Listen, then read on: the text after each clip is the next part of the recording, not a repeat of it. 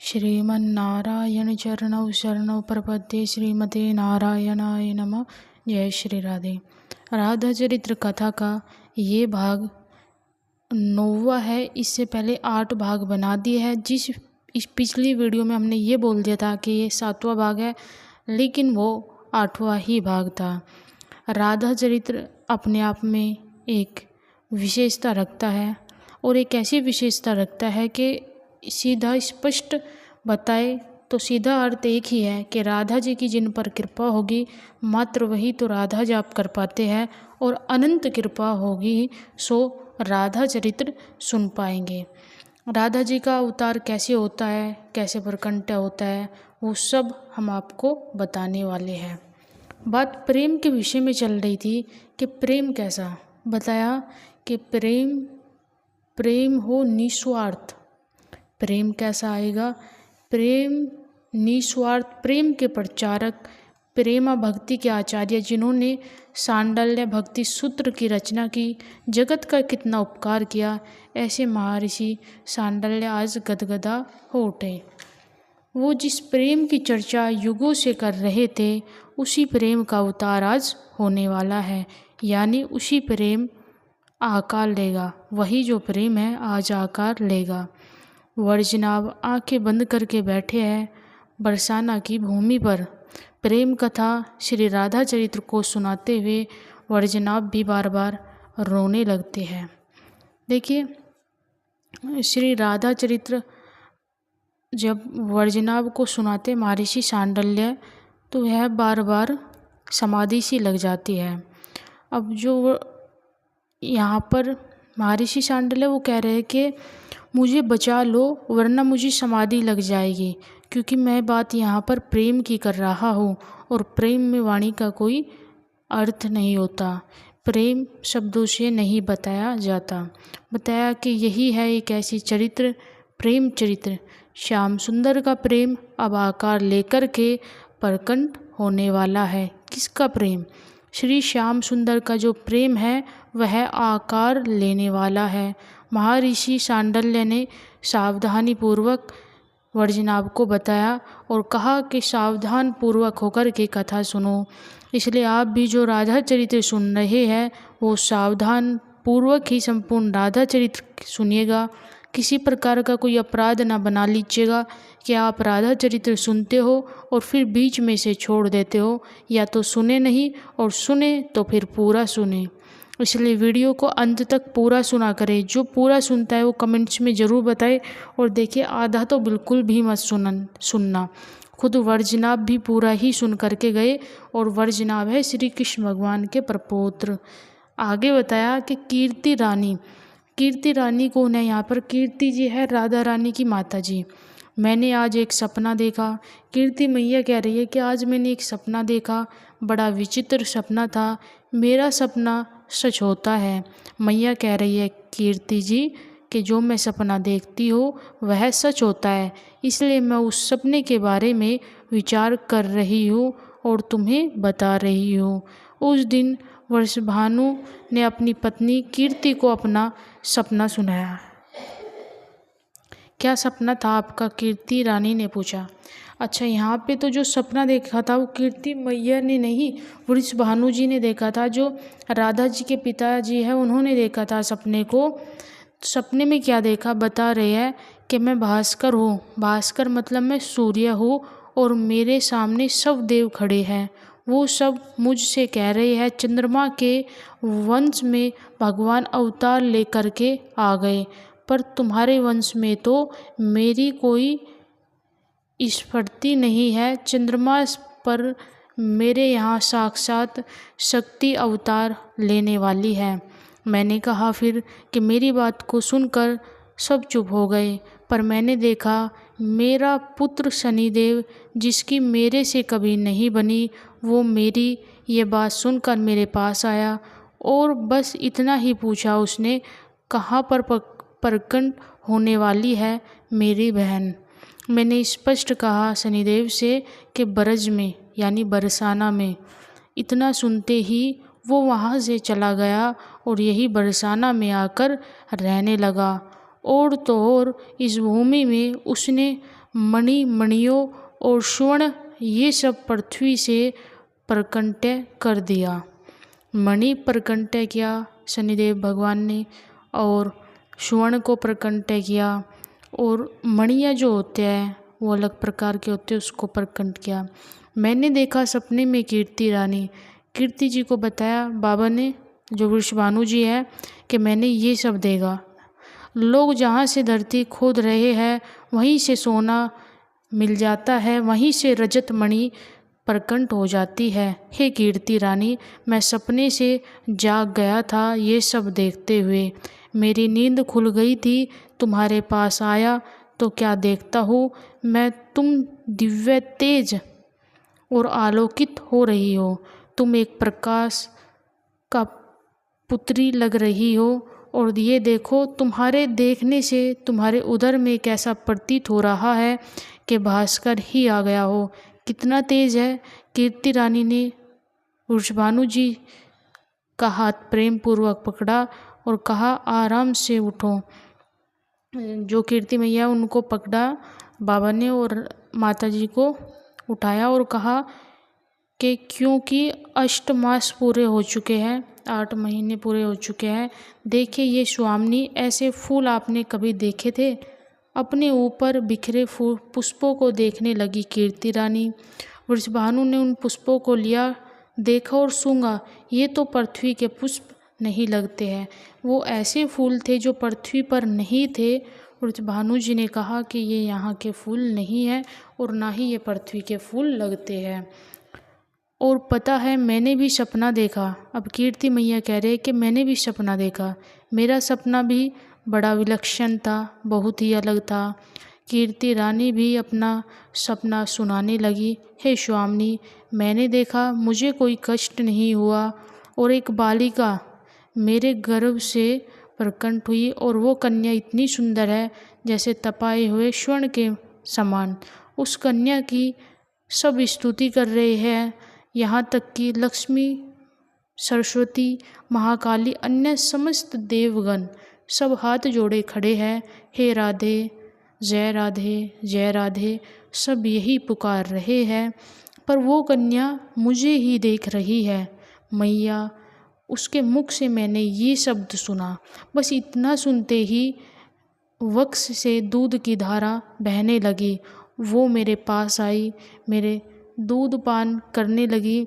मैं क्या बताऊँ, उस दृश्य को देखते ही मैं देहाती हो गई, शायद देहातीत हो गई। शायद अब उस कन्या के जन्म का समय आ गया।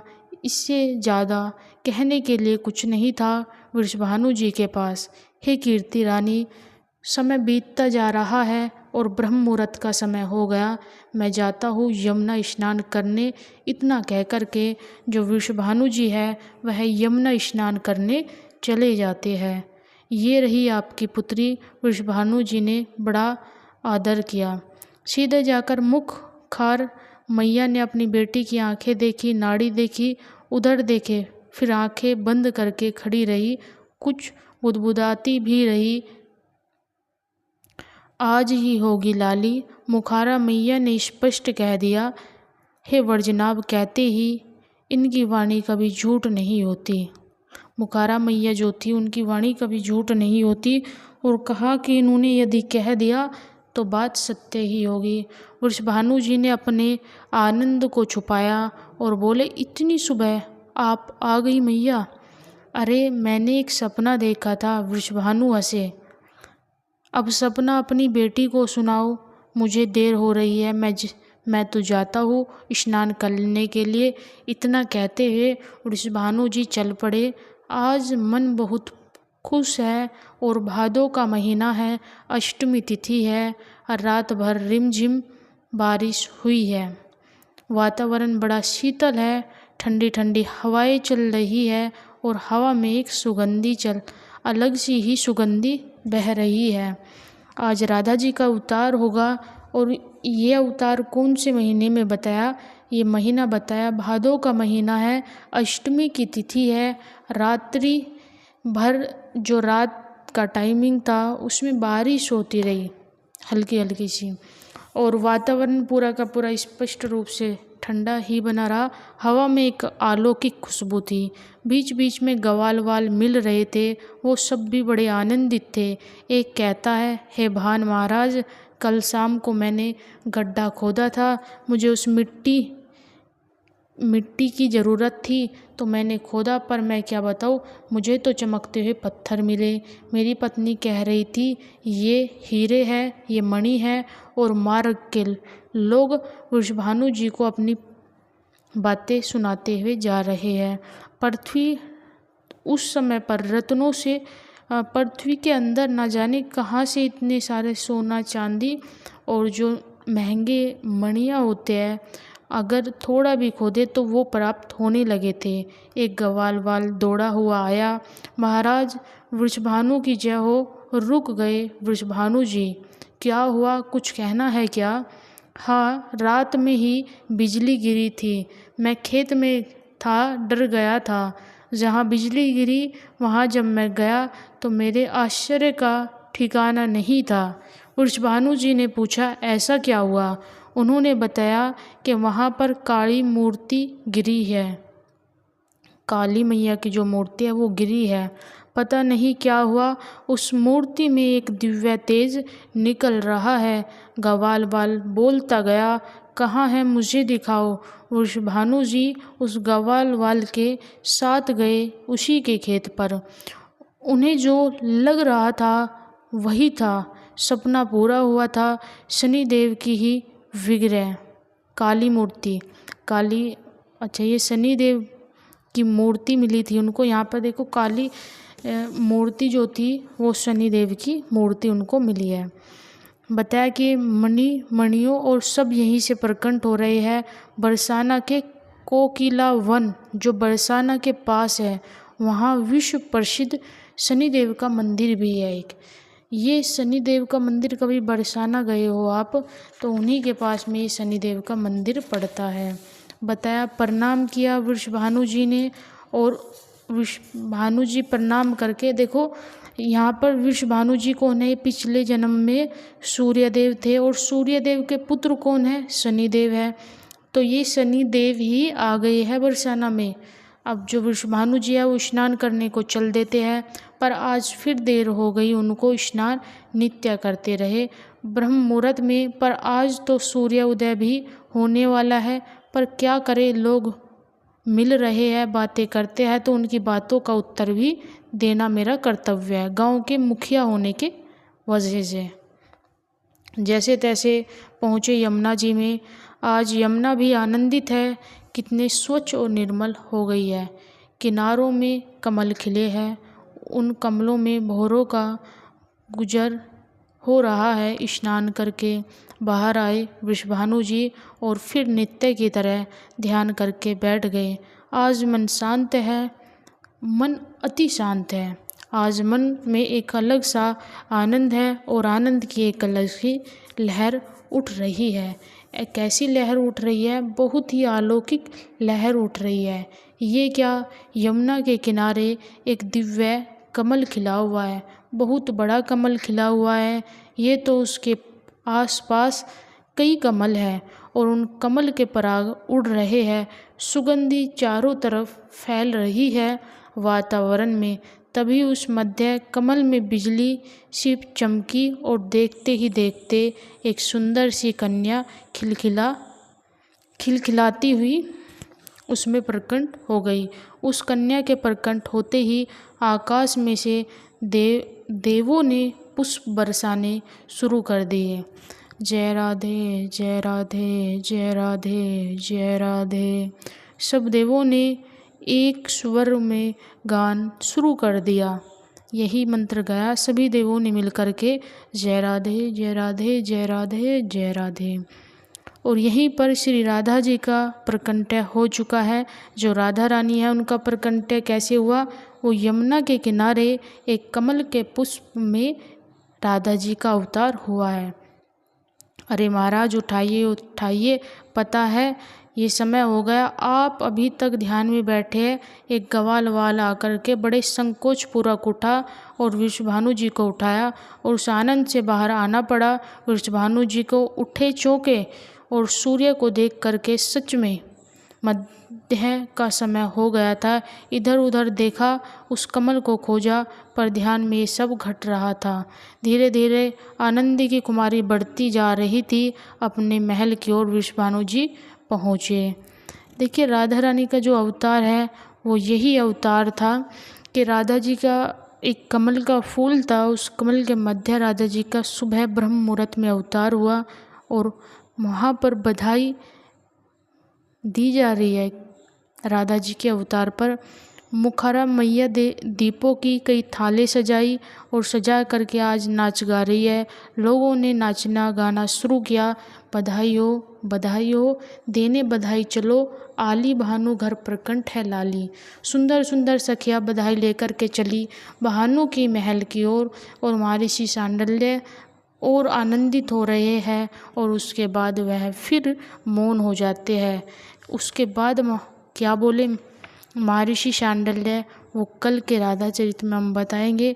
श्री किशोरी जी का प्रकंठ हो चुका है। सभी को बधाई हो, ढेरों सारी बधाई हो। किशोरी जी के महोत्सव में आप सभी को किशोरी जी ने रखा, यह आपके सो दुर्लभ अहोभाग्य है।